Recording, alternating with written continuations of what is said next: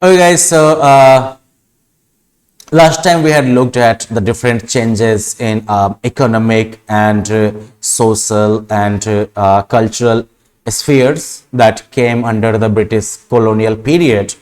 Now, in this session, we are going to talk about sources of modern Indian history.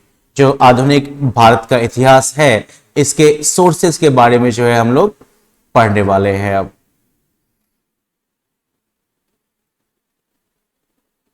Okay तो modern period of जो Indian history है, इसके लिए आपको जो है बहुत सारे जो है सोर्सेज मिल सकते हैं. इसके लिए जो है आपको बहुत सारे रिटन रिकॉर्ड्स मिल सकते हैं. ओके और इन रिटन रिकॉर्ड्स जो रिटन रिकॉर्ड्स हैं, ये इंग्लिश में और जो रीजनल लैंग्वेजेस हैं उनमें मिल सकते हैं. इसमें आपको एडमिनिस्ट्रेटिव और नॉन एडमिनिस्ट्रेटिव दोनों सोर्स मिलेगा. अब हम बात करते हैं कि एडमिनिस्ट्रेटिव सोर्सेज क्या होते हैं. तो administrative sources are written records of the British in India prepared by administrators, officials and historians appointed by the colonial government. Okay, administrative record जो है वो ब्रिटिश जो इंडिया में थे उनका रिटन रिकॉर्ड है, जो कि उनके जो प्रशासक थे, जो उनके अधिकारी थे, सरकार के द्वारा अपॉइंट किए हुए जो हिस्टोरियंस थे उनके द्वारा लिखे गए थे. And these are official records, surveys and mapping.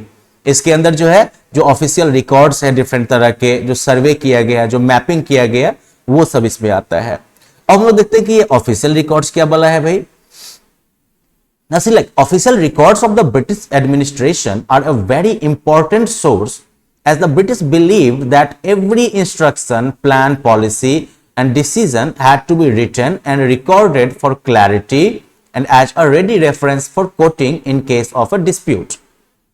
British administration का जो ऑफिशियल रिकॉर्ड है वो बहुत ही इंपॉर्टेंट सोर्स है, क्योंकि ब्रिटिश जो थे वो मानते थे कि हर एक जो इंस्ट्रक्शन दिया गया है, जो पॉलिसी प्लान की गई है, जो डिसीजन लिया गया है, इन सबको लिखना है और इसका जो है रिकॉर्ड रखना है, ताकि जो है आगे भी हमेशा क्लैरिटी बनी रहे. और साथ ही साथ अगर कभी कोई डिस्प्यूट होता है कि नहीं ऐसा नहीं ऐसा कहा गया था, ऐसा नहीं ऐसा कहा किया गया था, तो इस केस में जो है एक सबूत भी रहेगा. Now there are about 300 collections and over 3000 smaller deposits of private papers relating mainly to the experiences of the British in India. करीब 300 कलेक्शन और मोटा मोटी 3000 छोटे छोटे जो है प्राइवेट पेपर्स के डिपॉजिट हैं, जिसमें कि ब्रिटिश जो थे उनके इंडिया के एक्सपीरियंसेस को जो है लिखा गया है. The collection of such documents is called an archive. इस तरह के डॉक्यूमेंट्स का कलेक्शन जो है उसे आर्काइव कहते हैं. Record rooms attached to administrative institutions were set up by the British. जो एडमिनिस्ट्रेटिव इंस्टीट्यूशंस थे उनके रिकॉर्ड्स को रखने के लिए, सुरक्षित रखने के लिए, आर्काइव को सुरक्षित रखने के लिए जो है रिकॉर्ड रूम भी बनाए गए थे ब्रिटिश के द्वारा. Archives and museums also preserve records. तो आर्काइव्स और म्यूजियम जो थे ये भी जो है रिकॉर्ड को सुरक्षित रखते थे. Letters and memos that moved from one branch of the administration to another in early 19th century can still be read at the archives. Letters या मेमोज जो कि एडमिनिस्ट्रेशन के एक ब्रांच से दूसरे ब्रांच को भेजे गए होंगे अर्ली 19th सेंचुरी में, मतलब कि 1810, 20, 30 में कभी, वो अभी भी जो है आप आर्काइव्स में पढ़ सकते हैं. Calligraphists carefully copied out these documents and with the spread of printing several copies were printed and handed over to each government department. पहले जब प्रिंटिंग का ज्यादा प्रचार प्रसार नहीं था तो कैलीग्राफिस्ट्स होते थे जो कि लिखने में एक्सपर्ट होते थे, कलाकार होते थे. तो कैलीग्राफिस्ट जो थे वो केयरफुली जो है इन डॉक्यूमेंट्स को कॉपी करते थे और बाद में जब प्रिंटिंग का प्रसार हुआ तो बहुत सारी कॉपीज प्रिंट करवा के और हर एक सरकारी डिपार्टमेंट को जो है एक एक कॉपी जो है इन रिकॉर्ड्स की दे दी जाती थी. अब दूसरा जो ये प्रेजेंट डे नेशनल आर्काइव हो गया.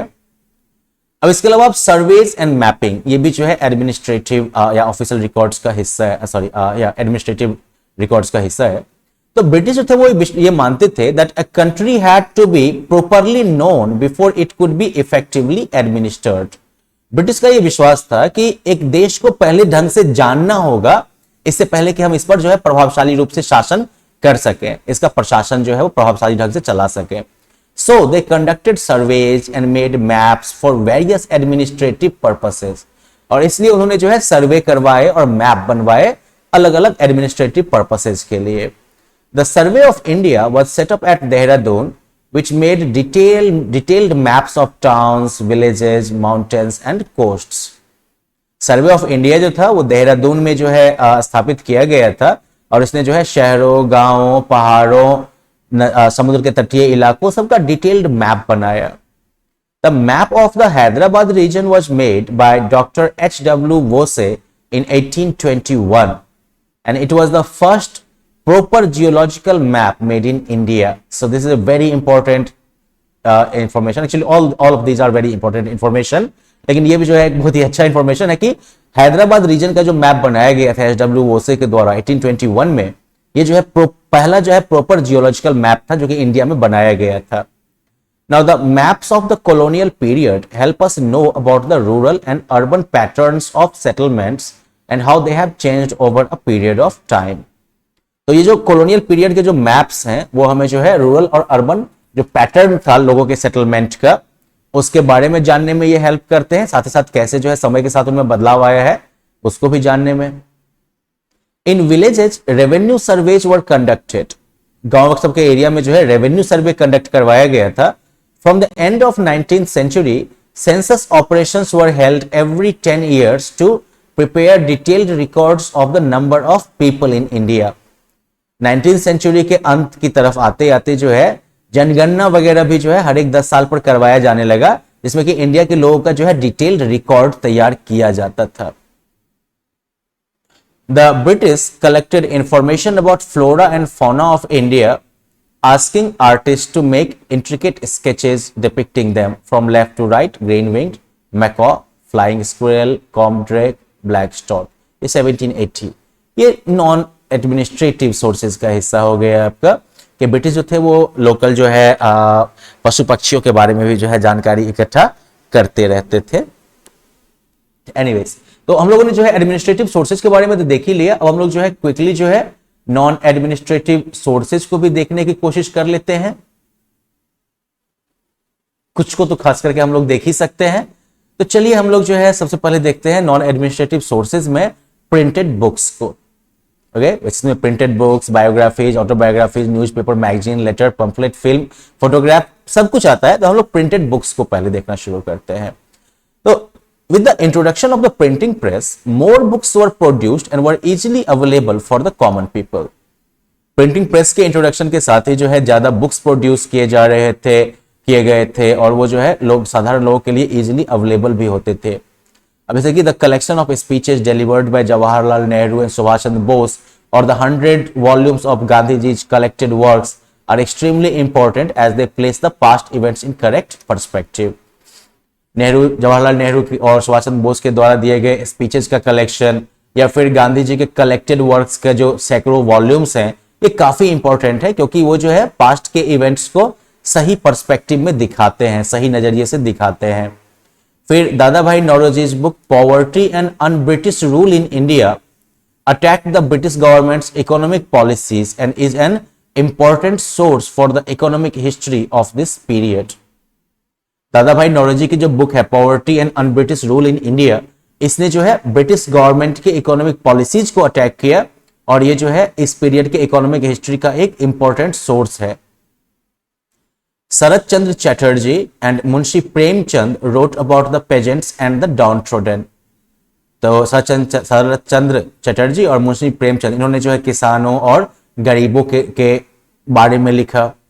These books helped in the spread of the nationalist spirit among the masses. ये जो बुक्स थी इन्होंने जो है आम जनता के बीच में एक राष्ट्रवादी भावना के विस्तार को जो है बढ़ावा दिया। Government records, on the other hand, spoke only of the administrative measures taken during the period, suggesting what the British wished to preserve for posterity. तो ये बुक्स जो थे उन्होंने जो है मासेस के बीच में नेशनलिस्ट स्पिरिट को फैलाने का काम किया, जबकि गवर्नमेंट रिकॉर्ड्स जो थे वो मेनली जो है एडमिनिस्ट्रेटिव मेजर्स के बारे में जो है प्रशासकीय जो कदम उठाए गए थे इस पीरियड में उसके बारे में वो बात करते थे। ठीक है, और ये दिखाता है कि किस तरह से ब्रिटिश जो थे वो चाहते थे कि ये रिकॉर्ड जो है वही जो है आगे के जनरेशंस के लिए उपलब्ध रहे। ये जो है उस समय के कुछ बुक्स के एग्जाम्पल्स हो गए। This is the first edition of English translation of Hind Swaraj by Mohandas Karamchand Gandhi. तो ये जो है प्रिंटेड बुक्स की कैटेगरी में आ जाता है। अब इसके बाद जो है इस पीरियड में बहुत सारी बायोग्राफीज और ऑटोबायोग्राफीज भी लिखी गई थी, ठीक है। इन राइटर्स के बीच में जो है बहुत सारे टैलेंटेड विमेन भी थी जिन्होंने कि मेन और विमेन के बीच के सोशल डिफरेंसेस को क्रिटिसाइज किया। एक सबसे इंपॉर्टेंट राइटर्स में से एक जो इस पीरियड की थी वो थी ताराबाई शिंदे, ठीक है, जिन्होंने की बुक लिखी थी स्त्री पुरुष तुलना। आप जो है let's take a break here. आप जो एक काम करिएगा कि ये जो बुक है स्त्री पुरुष तुलना, इसके बारे में आप जो है गूगल पे सर्च कर सकते हैं कि इस बुक का मेन आइडिया क्या था, इसमें जो है ताराबाई शिंदे ने किन इश्यूज को उठाया था, and you can like turn it into a brief report on this book and contribution of Tarabai Shinde.